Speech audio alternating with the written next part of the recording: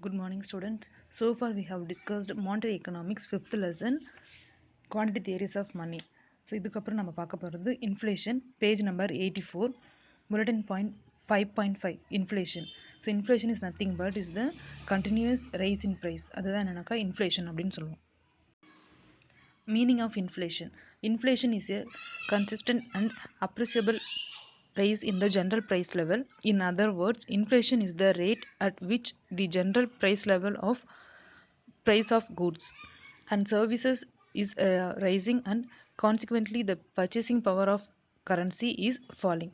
So அப்போ கண்டினியூஸாக ஒரு பொருளுடைய ரேட் வந்து இன்க்ரீஸ் ஆகிட்டே வருது இல்லையா, ஈக்குவலாக அதை வந்து என்ன சொல்லுவோம்னாக்கா இன்ஃப்ளேஷன் அப்படின்னு சொல்லுவோம். அதுக்கு டெஃபினேஷன் கொடுத்துருக்காங்க பாருங்கள். Definitions: too much of money chasing too few goods. And second definition: a state of abnormal decrease in the quantity of purchasing power. Purchasing power வந்து எப்போ வந்து குறையுதோ, எப்போ வந்து பணத்துடைய இது வந்து அதிகமாகிட்டே போதும், அதை நம்ம என்ன சொல்லுவோம் அப்படின்னாக்கா இன்ஃப்ளேஷன் அப்படின்னு சொல்லுவோம். ஓகேவா? Next page number 85, types of inflation. ஒரு டயக்ராம் ஒன்று கொடுத்துருக்காங்க பாருங்கள், figure 5.2. Totally 4 types of inflation.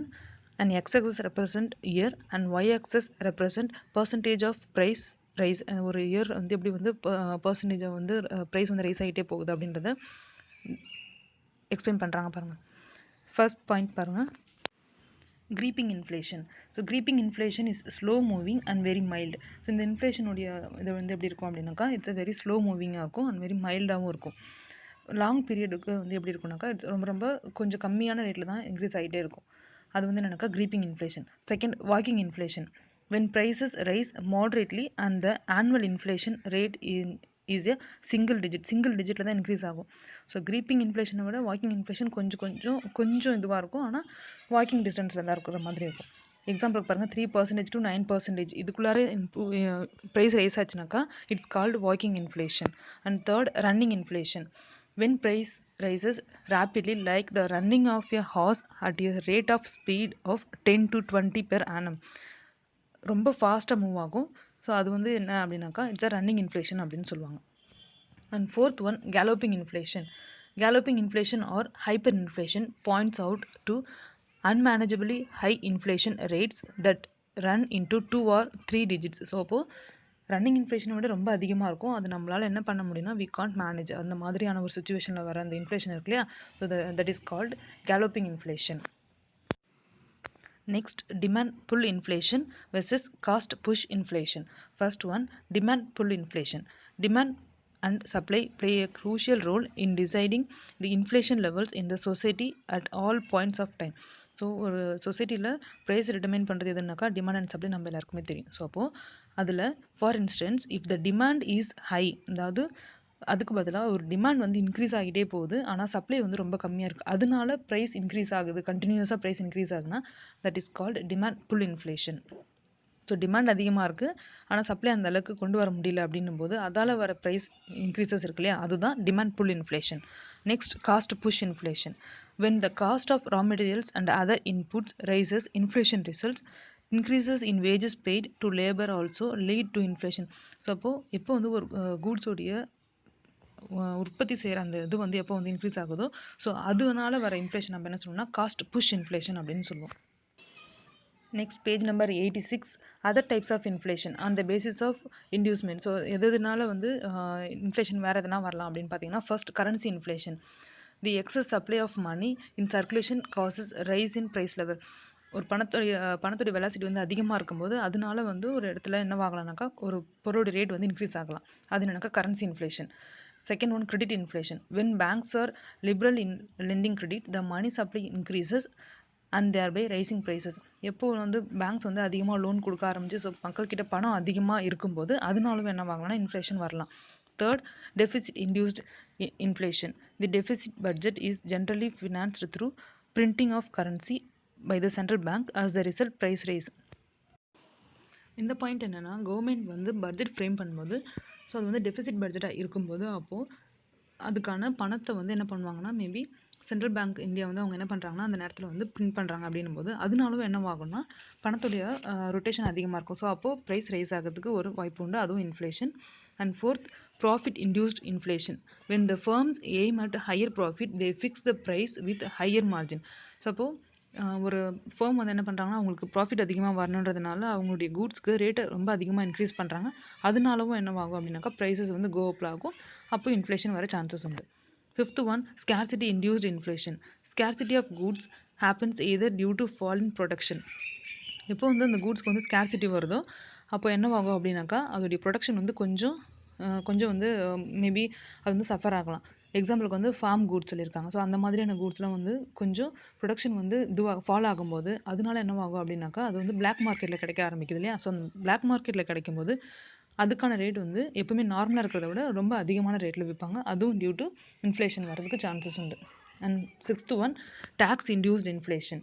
Increases in indirect tax like excess duty, custom duty and sales tax may lead to rise in price. Maybe indirect டேக்ஸால் கூட ஒரு சில கூட்ஸோடைய rate வந்து increase ஆகலாம். எக்ஸாம்பிளுக்கு பெட்ரோல் அண்ட் டீசல். ஸோ இது எல்லாமே என்னன்னாக்கா sixth one this is called tax inflation.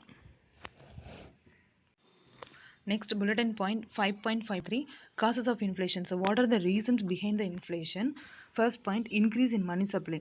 So inflation is caused by an increase in the supply of money. பணத்துடைய ரொட்டேஷன் நம்ம இன்க்ரீஸ் பண்ண பணத்துடைய மணி சப்ளை இன்க்ரீஸ் ஆக ஆட்டோமேட்டிக்கலாக it's will lead to inflation. First point. And second பாருங்க, increase in disposable income. When the disposable income of the people increases, it raises their demand for goods and services. Disposable income may increases with the rise in national income or reduction in taxes or reduction in the saving of the people. So அப்போ disposable income வந்து increase ஆக ஆட்டோமேட்டிக்கலாக அதுவும் ஏதோ ஒரு வகையில் இன்ஃப்ளேஷனை கொண்டு வரதுக்கான chances அதிகம். Third point, increase in public expenditure. Government activities they have been expanding due to developmental activities and social welfare programs. This is also a cause for price rise.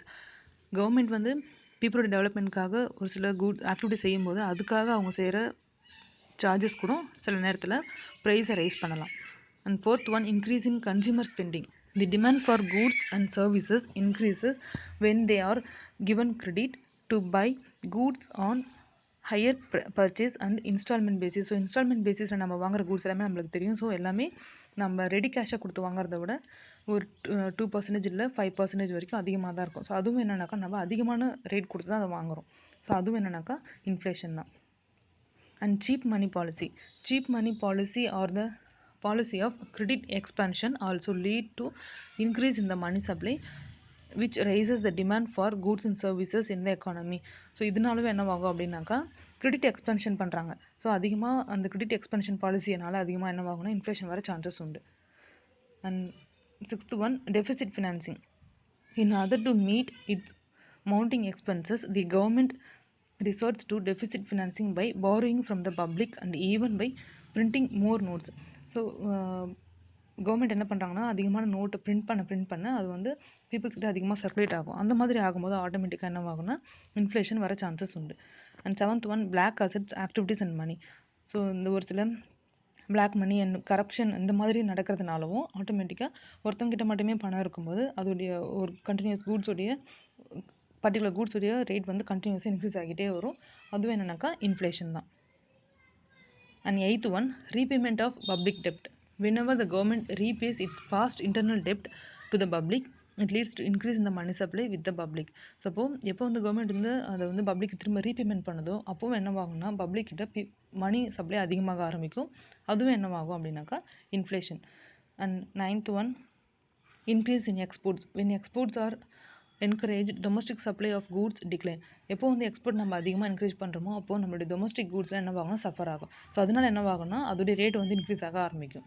So இது எல்லாமே என்னன்னாக்கா it's a reason to inflation.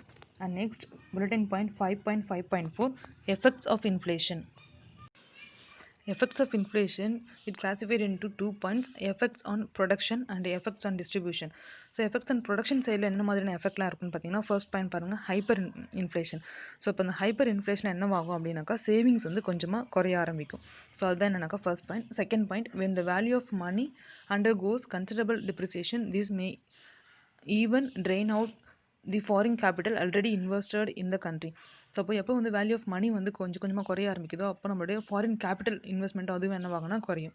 Third point, with reduced capital accumulation the investment will suffer a serious setback with which may have an adverse effect on the volume of production in the country. So அப்போது அது வந்து ஒரு production நம்ம இன்வெஸ்ட்மெண்ட்டே கம்மியாக என்னவாகும்னா it's lead to fall in production. So அப்போ ப்ரொடக்ஷனை வந்து என்னவாகும் அப்படின்னாக்கா கொஞ்சம் கொஞ்சமாக கம்மி பண்ணும். இதனாலும் என்னவாகும்னா ப்ரொடக்ஷன் சைடில் நிறைய எஃபெக்ட் வர சான்சஸ் உண்டு.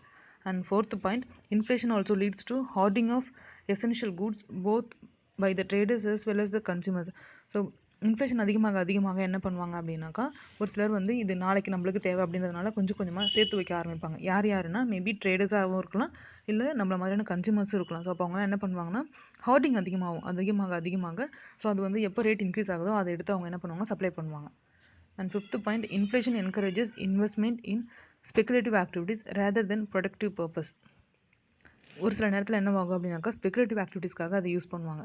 இன்வெஸ்ட்மெண்ட் எக்ஸாம்பிளுக்கு வந்து அதாவது இதோட ரேட் இன்க்ரீஸ் ஆகுது அப்படின்னு சொல்லிட்டு இன்டெரக்டாக சொல்லிட்டு அதை வந்து ப்ரொடக்ஷன் பர்பஸ் வந்து யூஸ் பண்ணாமல் அதை ஸ்பெகுலேட்டிவ் ஆக்டிவிட்டீஸ்க்காக யூஸ் பண்ணுறது.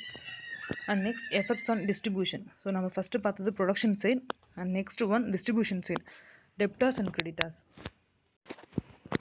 During inflation, debtors are the gainers while the creditors are losses. ஏன் அப்படின்னு பார்த்தீங்கன்னா ஸோ அப்போது the reason is debtors had borrowed when the purchasing power of money was high and now repay the loans when the purchasing power of money is low due to rising prices. So அப்போது அவங்க வாங்கும்போது அதோடைய value of money வந்து எப்படி இருந்திருக்கும் அப்படின்னாக்கா ஹையாக இருந்திருக்கும். ஸோ அதை வந்து திரும்ப அவங்க பே பண்ணும்போது ரொம்ப லோவாக இருக்கிறதுனால அதனால இந்த மாதிரியான ரீசனில் என்னவாகும் அப்படின்னாக்கா டெட்டார்ஸ் த கெய்னராக இருப்பாங்க, கிரெடிட்டார்ஸ் வந்து லாஸராக இருப்பாங்க. Second point, fixed income groups. The fixed income groups R the worst hit during inflation. Fixed income groups இருக்காங்களே அவங்க வந்து இன்ஃப்ளேஷன் பீரியட் அப்போ ரொம்ப கஷ்டப்படுவாங்க. ஏன் ரொம்ப சஃபர் ஆவாங்க? ஏன் அப்படின்னாக்கா அவங்களோட இன்கம் வந்து ஃபிக்ஸடாக இவ்வளோ தான். ஸோ 1 மந்த்துக்கு சேலரி அவங்களுக்கு 10,000னா அவ்வளோதான், 10,000 தான். ஸோ அப்போ இன்ஃப்ளேஷன் ஆனாலும் சரி இல்லை டீஃப்ளேஷன் ஆனாலும் சரி அப்போ அவங்களுக்கு இன்கம் இன்க்ரீஸ் பண்ணி கொடுக்க போகிறது கிடையாது. ஸோ அப்போ அதை வச்சு தான் அவங்க என்ன பண்ணணும்னா எல்லாத்தையும் பார்த்துக்கணும். எக்ஸாம்பிள்ஸ்க்கு வந்து wages and salary, pension, interest, rent இது எல்லாமே என்னன்னாக்கா இதில் எக்ஸாம்பிளுக்காக வரும். Third, entrepreneurs. Inflation is the boon to entrepreneurs whether they are manufacturers, traders and merchants. So இதில் யாராக இருந்தாலும் சரி அவங்களுக்கு என்னவாகும் அப்படின்னாக்கா அதில் அஃபெக்ட் ஆகும். And fourth point, investors.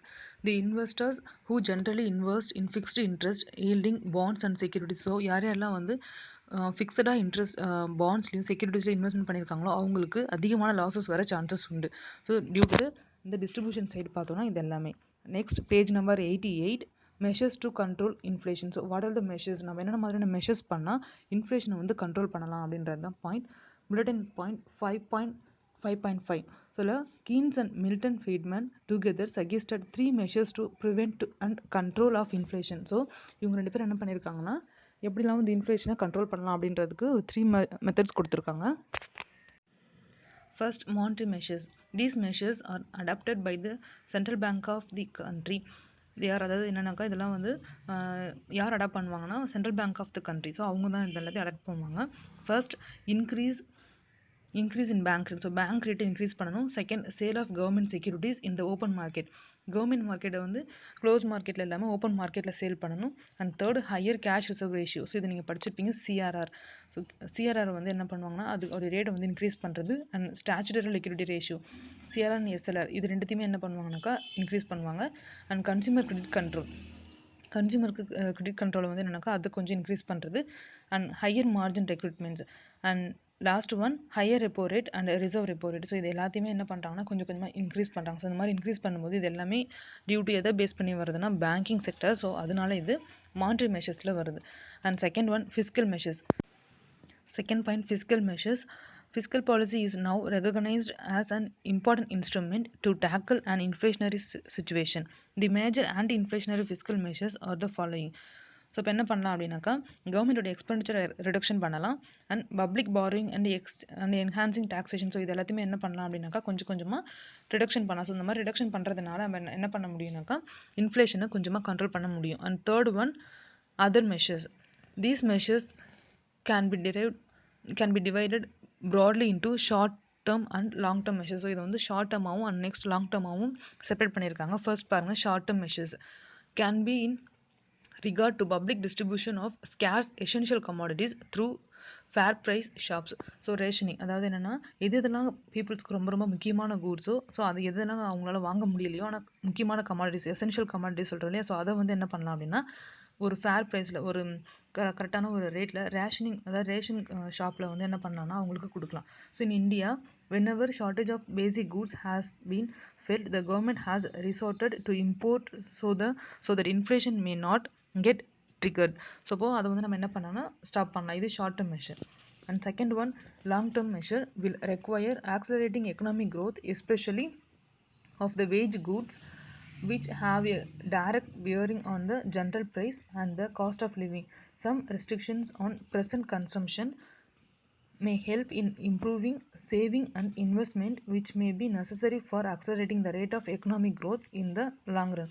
So long run ப்ராசஸில் பார்க்கும்போது வேஜ் ப்ரைஸ் லெவலில் என்ன பண்ணணும் அப்படின்னாக்கா அதுக்கு ரிலேஷன் உண்டு. ஸோ அப்போது அந்த லாங் டேர்ம் ப்ராசஸை கொஞ்சம் கொஞ்சமாக நம்ம பண்ண தான், அதாவது ஸ்டாண்டர்ட் ஆஃப் லிவிங்கை கொஞ்சம் கொஞ்சமாக இம்ப்ரூவ்மெண்ட் பண்ண தான் அதை நம்மளால் கம்மி பண்ண முடியும். So this is the long term measures. So இன்றைக்கி கிளாஸில் நம்ம என்னென்ன பார்த்தோம்னா inflation and types of inflation and causes of inflation and effects of inflation and how to measures to control inflation. So இதெல்லாமே பார்த்தோம் இல்லையா. தேங்க்யூ.